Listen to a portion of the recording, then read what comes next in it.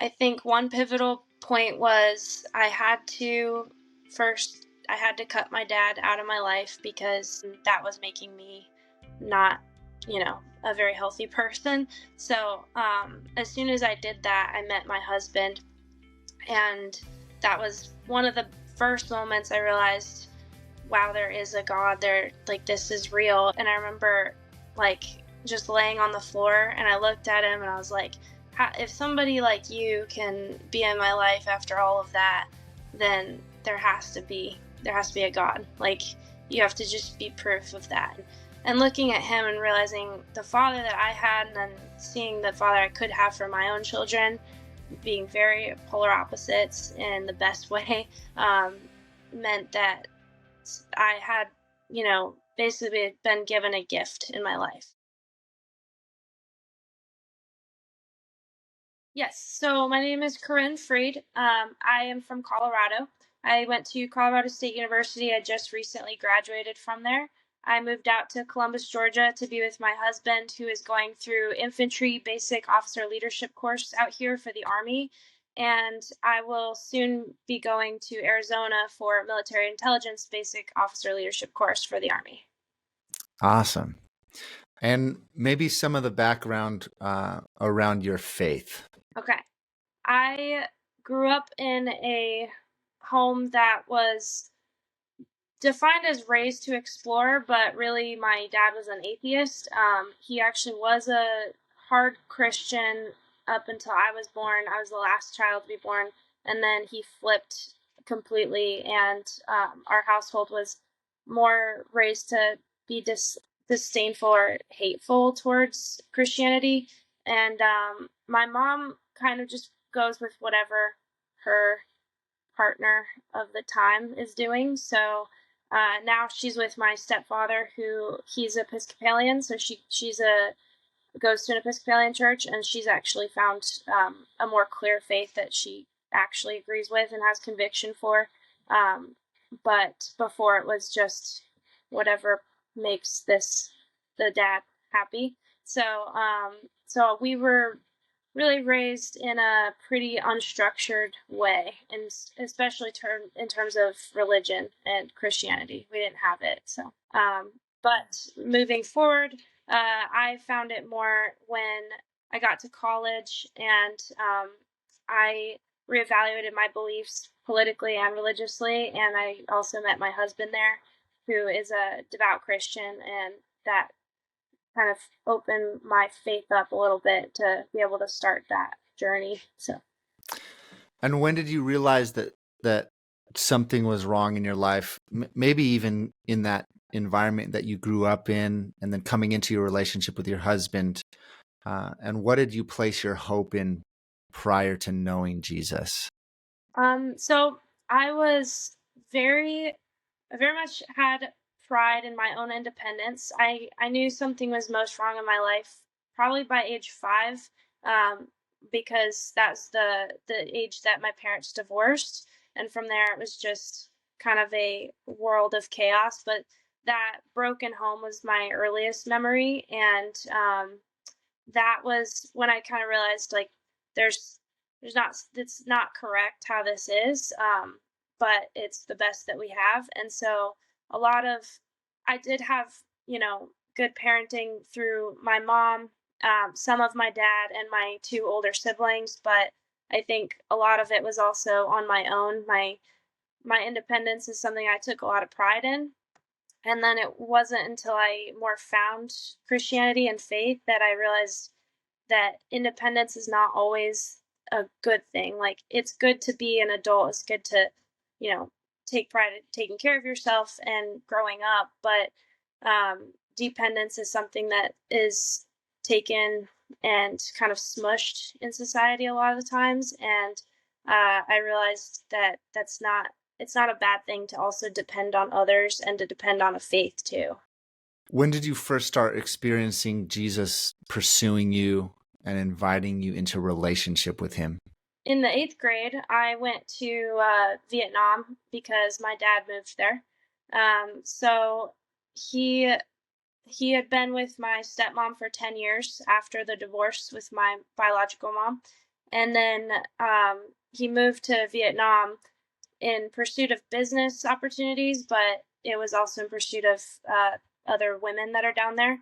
And so I came out to visit him by myself, and that was another big cornerstone of, trying my independence and trying to be all grown up, even though I was a 14-year-old, so I'm not really a grown up.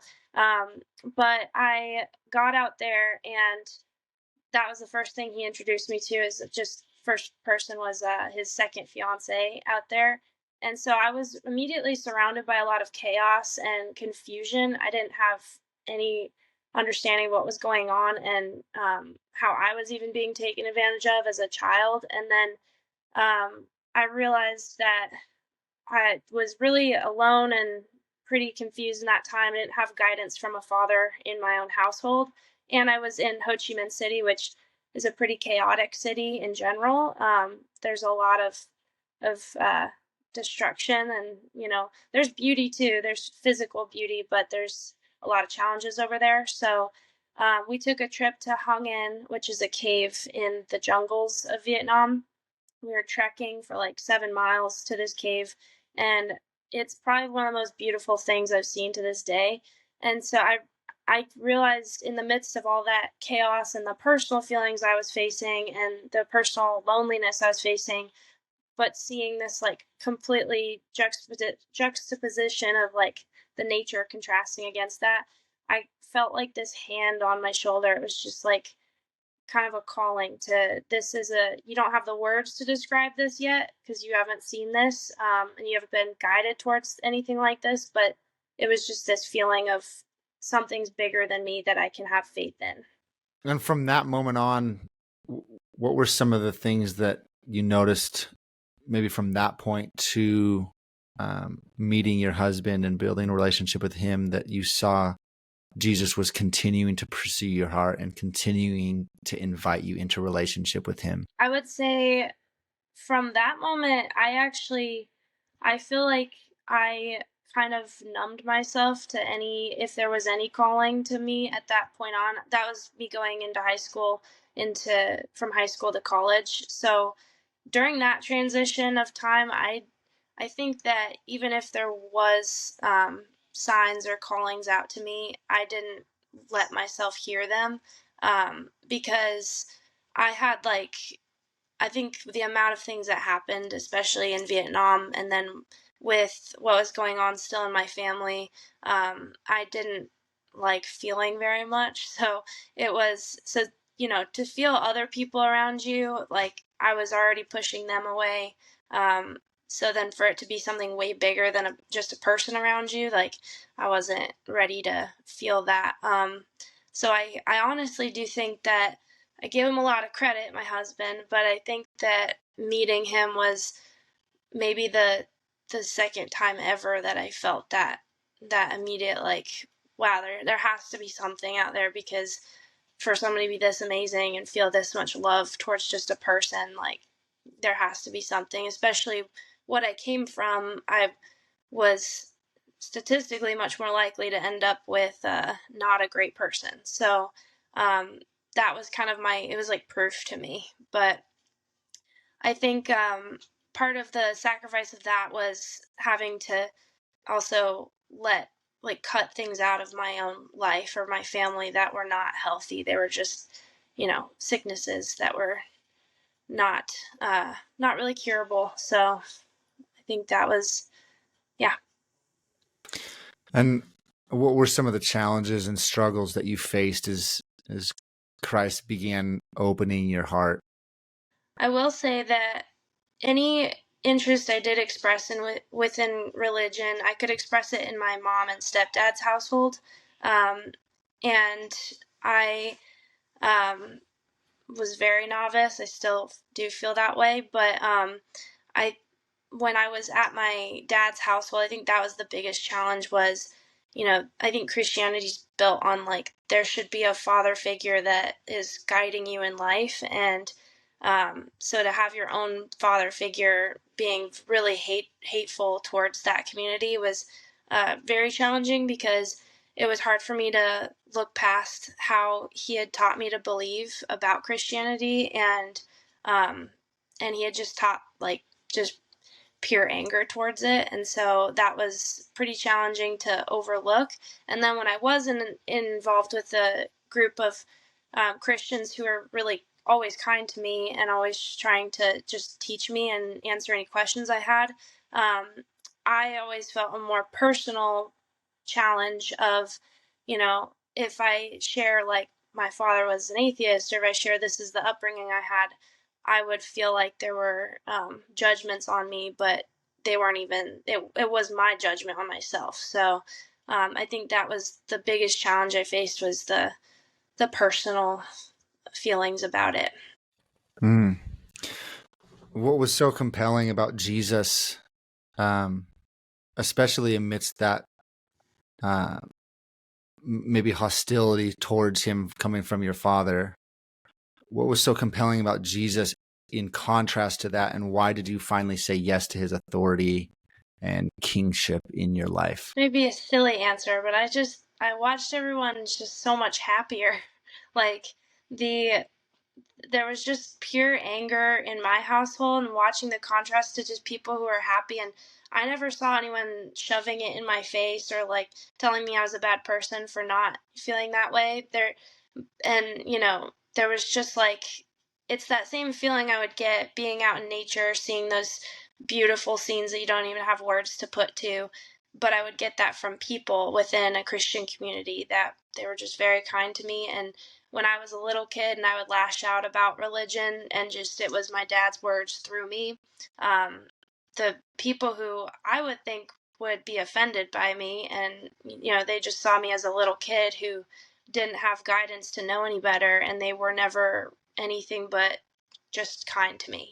So I think that was a big part of what made it more accessible to me, and then also made it easier for me to put my pride aside, what I had been taught all these years, and give in to that, and realize that it's not weak to have faith in something other than yourself, and it's not strong to have this like kind of dependence on this bigger faith, this power that's above you, because it's honestly a lot stronger, and it leads to what I witnessed was a lot more happiness than destruction. And can you describe the moment or the series of events that took place where you finally gave your yes to Jesus and accepted him as your Lord and Savior?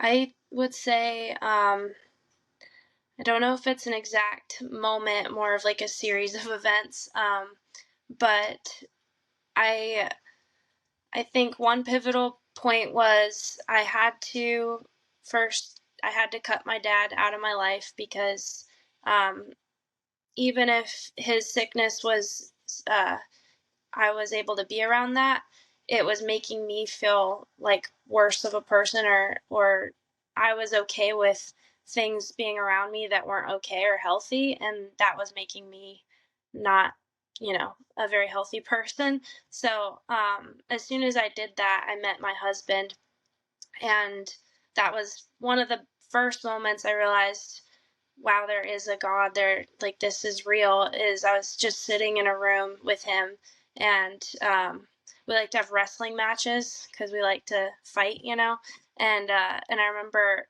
like just laying on the floor, and I looked at him and I was like, if somebody like you can be in my life after all of that, then there has to be a God. Like, you have to just be proof of that, and looking at him and realizing the father that I had, and then seeing the father I could have for my own children, being very polar opposites in the best way, meant that I had, basically been given a gift in my life.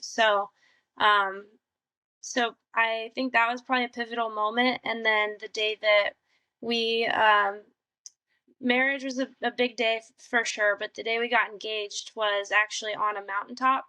My spiritual health and just feeling that kind of Holy Spirit. So the day we got engaged, we were up on a 14er, and every piece of it came together. The seeing that, that view and feeling the wind blow past you, and it's a very powerful scene.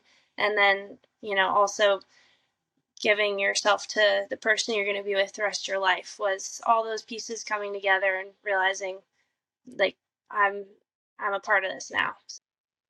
That's really cool. You've touched on it a little bit, and I wonder, did saying yes to Jesus's invitation to follow him cost you anything? Yes, and to be fair, it cost me something before the yes.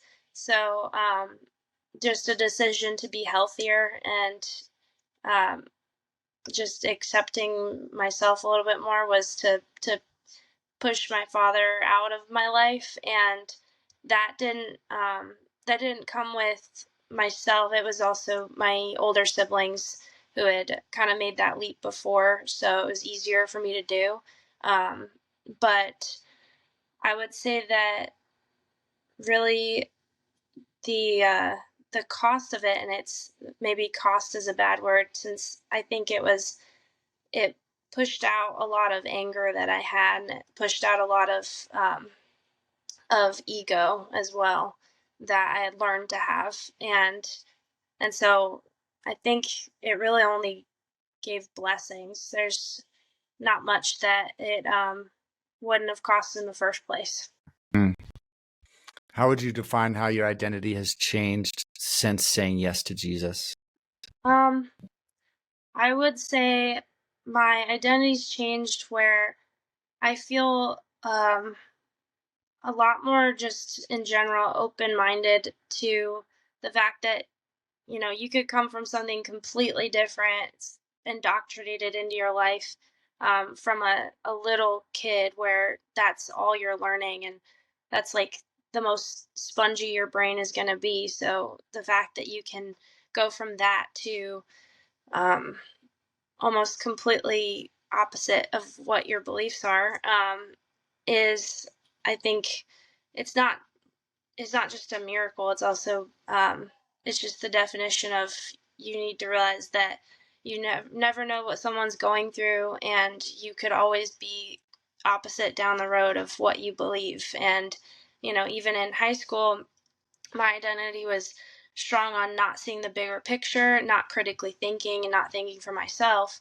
And as I got to college, and I opened myself up to my own faith, and as well as just trying to learn the bigger picture of, if you're complaining about something in the world, you might not fully understand it. And I learned that first of all, I need to serve, which is why I went into the Army. And I was not at all interested in the Army before college.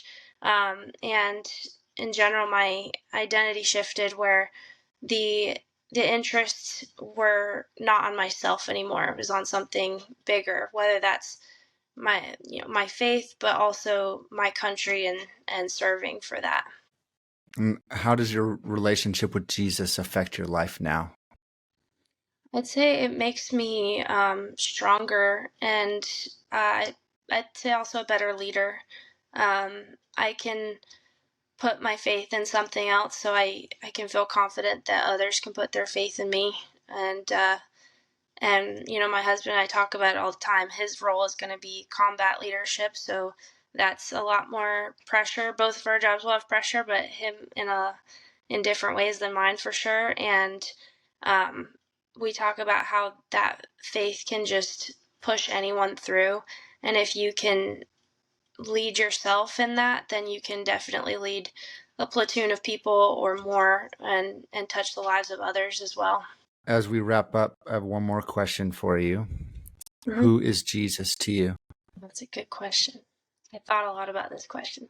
Um, to me, it's really, Jesus is obviously a lot of things. That's why it's a big question to answer. But it's anytime I feel that surge of love and spirituality, and and it hits in waves. It's not this all the time constant feeling for me. I have to be aware of it and consciously bring my brain to realize what I'm feeling in the moment. But to me, that's like everything love I feel for my family, for my spouse, and for the people that I would lead, the people that lead me. And anytime I step out into, the kingdom of the nature outside, and I feel that surge of energy and know that that's the feeling that first brought me to this faith a long time ago.